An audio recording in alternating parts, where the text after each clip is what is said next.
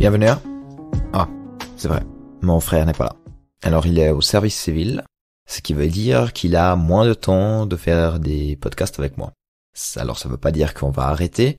Non, on a pensé à un nouveau concept, où en fait, une fois par mois, il y aura le nouveau concept et une fois par mois, le podcast normal avec les featuring comme annoncé. On a fait une plus longue pause que ce qu'on pensait, dû à plusieurs facteurs, mais nous sommes de retour, bien que là je suis seul. Bon. En plus de cela, peut-être vous avez vu sur Instagram, on a posé une question. C'était pas un teaser, c'était qui est Christ pour toi? Et en fait, c'est la première question qu'on va se poser pour cet épisode de Christologie. Mon frère le répond aussi, mais pas depuis là, mais une fois quand il a du temps, il prend le micro et il répond à cette question. Donc Mickaël, qu'est-ce que c'est ta réponse? Merci Raphaël, bonjour à tous. Et pour moi, alors Jésus, c'est une personne qui a une grande symbolique. Une grande symbolique dans le christianisme, parce que pour moi, c'est le Fils de Dieu, dans le sens, il a été envoyé par Dieu et Dieu et cette Trinité, et ça rassemble cette Trinité.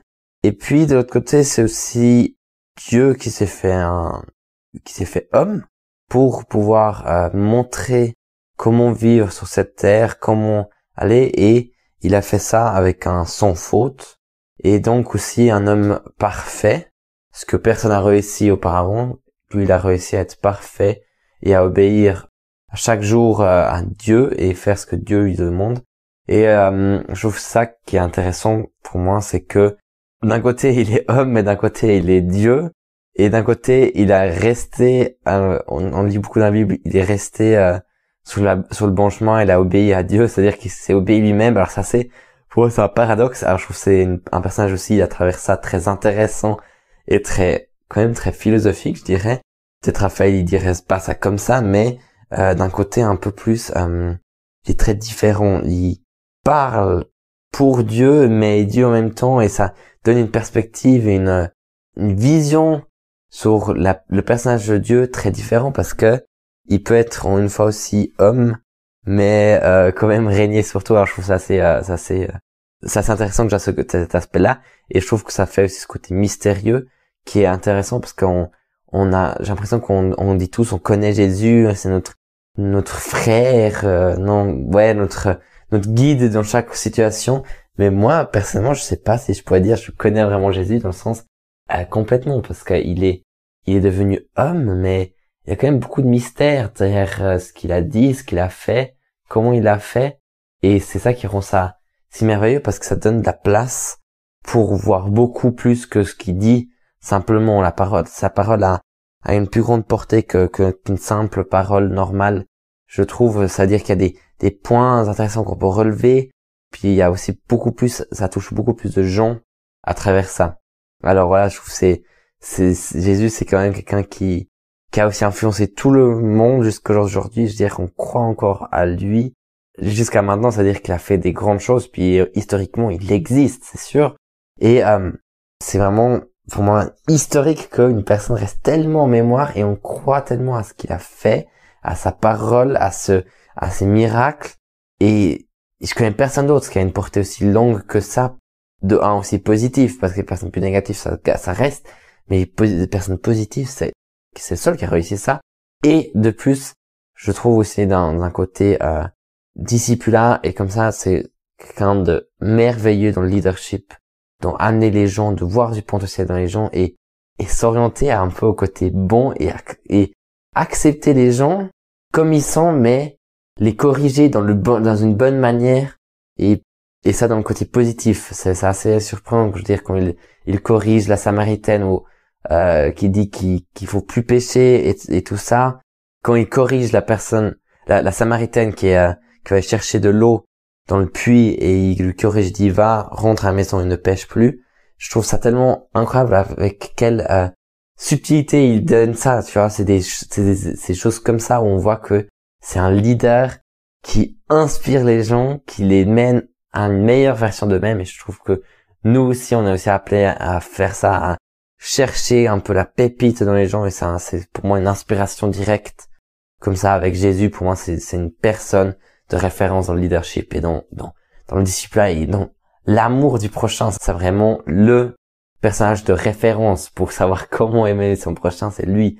Lui, il a aimé chacun et chacune qu'il a trouvé. Il a partagé la bonne nouvelle, a donné quelque chose avec.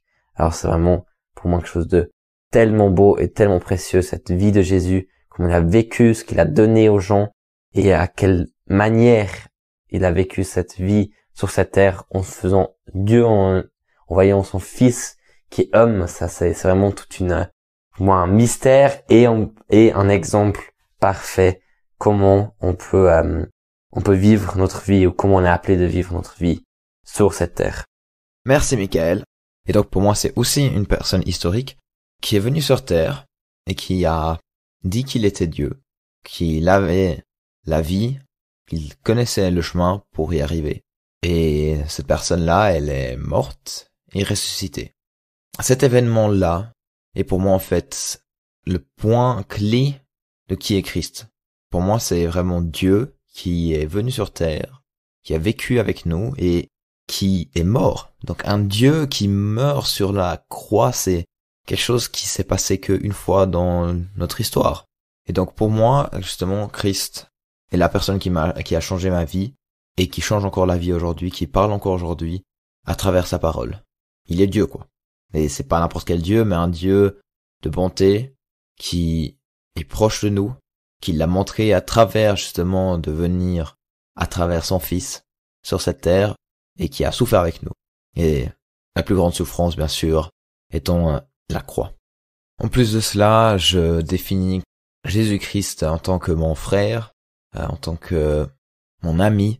Et ouais, ça c'est comment moi je définirais Christ pour moi aujourd'hui, dans cette situation que je suis, aussi avec mes questionnements théologiques. Donc ouais. Maintenant, quand même, pour dire qu'est-ce que la recherche théologique on pense, ou bien même la recherche historique de manière générale, pour ceux qui ont regardé le film The Case for Christ, connaissent qu'il y a vraiment beaucoup de probabilités que Jésus a réellement existé, et ça je peux aussi le confirmer à travers mes recherches, que pratiquement zéro historien remettent en question que Jésus n'a pas existé, qu'un homme ayant le nom de Jésus n'a pas existé. Maintenant, c'est la question, qu'est-ce qui se passe après la mort de Christ? Parce qu'il y a plusieurs théories qui essayent de justement expliquer pourquoi tout d'un coup il y a le christianisme qui explose dans ce sens-là. Donc en fait que les disciples disent mais on a vu Christ, il est ressuscité et qu'ils vont partager ça à tout le monde. Et ça pas juste après 100 ans que l'événement s'est passé, mais rapidement. Si on regarde la recherche critique par rapport au texte biblique, on a le premier texte qui parle justement de Christ, c'est la première lettre de Paul aux Thessaloniciens, où il écrit au chapitre 1, versets 9 à 10, de fait, on raconte à notre sujet quel accueil nous avons eu auprès de vous, et comment vous vous êtes tournés vers Dieu en abandonnant les idoles pour servir le Dieu vivant et vrai, et pour attendre du ciel son Fils qu'il a ressuscité, Jésus, celui qui nous délivre de la colère à venir. Et selon la recherche critique, ce texte a été écrit en l'an 50. Là, on a aussi beaucoup de probabilités que ce soit à cette date-là. Je vous rappelle juste que en histoire, il n'y a pas de fait, ou très rarement, que Paul, par exemple, soit mort. Ça doit être assez clair parce qu'on n'a pas, il n'y a pas, pour l'instant pas de personne qui a survécu pendant plus de 200 ans, quoi. Donc, Paul, une fois il est mort, mais où et quand c'était un sujet de débat, bien qu'il y a certains débats qui sont plus débattus et d'autres où c'est plus posé. Donc, là, dans Thessaloniciens, je pense que c'est 20 ans après la mort de Jésus-Christ, donc 20 ans après l'événement où Jésus devrait être du coup ressuscité. Et ça, dans l'histoire, tout ce qui est pour quand est-ce que les histoires sont écrites, c'est impressionnant. La majorité des histoires sont écrites bien plus tard après l'événement. Là, 20 ans, c'est vraiment comme Comme si on fait un parallèle aujourd'hui, ce serait pratiquement la semaine prochaine.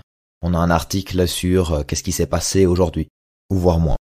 Tout ça pour dire, ok, il y a un événement qui s'est passé, il y a des personnes qui disent qu'il est ressuscité, qu'est-ce qu'on fait avec ça? Enfin, dans la recherche de dire que Jésus est ressuscité, ça voudrait dire, on a un Dieu. Et donc, c'est pas quelque chose que la recherche veut absolument avoir.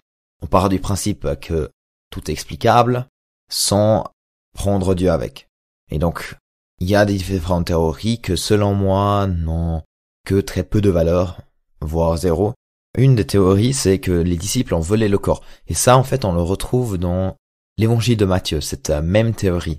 Donc, c'est pas juste aujourd'hui, on se dit, tiens, il y a des explications. Non, déjà avant, il y avait des rumeurs, des essais d'explication, surtout parce que, si quelqu'un il ressuscite, ça veut dire que il a plus à dire que juste sa belle vie qu'il a vécue, ou bien sa vie qui était remarquable, et puis qui est devenue un modèle pour beaucoup de gens.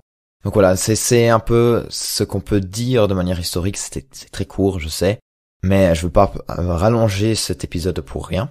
Et le but, c'est en fait de voir un peu qu'est-ce que c'est la christologie spécifique selon différents auteurs, et puis aussi selon les différents points de vue du christianisme, pour pouvoir avoir un ensemble qui pourrait nous rapprocher à la vérité, et même à Dieu. Donc voilà. Merci d'avoir écouté, et au prochain épisode de Brothers View avec Michael.